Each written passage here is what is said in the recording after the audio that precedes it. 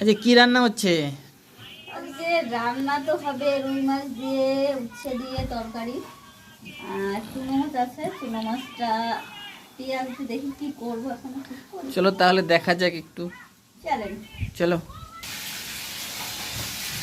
দেখো, এই যে মাছ ভাজা হাফ হয়েছে, হাফ হচ্ছে, চুনো মাছটা তো এখনো বাকি।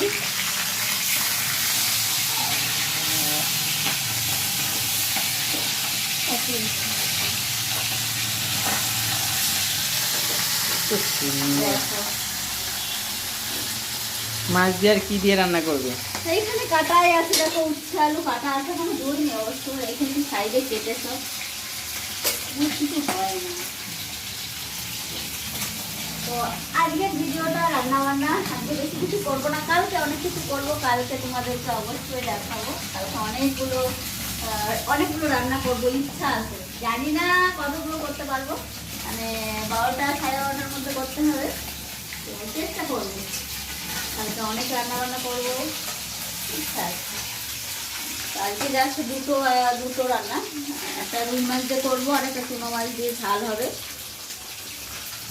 দেখা যাক কতদূর কি করতে পারি। তো বলেন আপনারা কে কে উচ্ছে আলু তরকারিটা ভালো, মানে সবজিটা ভালো খান।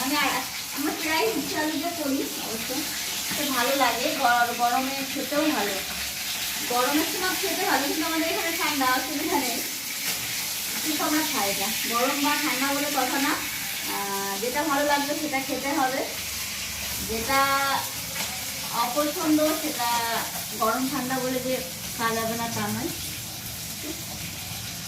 তো বন্ধুরা, তো আমার ভিডিওটা কেমন লাগলো অবশ্যই কমেন্ট বক্সে জানাবেন, আর সবাই প্লিজ একটু সাবস্ক্রাইব করে দেবেন, আমার পাশে থাকবেন, কেননা একদম নতুন একটা চ্যানেল, তো আপনারা সবাই পাশে থাকবেন, ভালোবাসা দেবেন।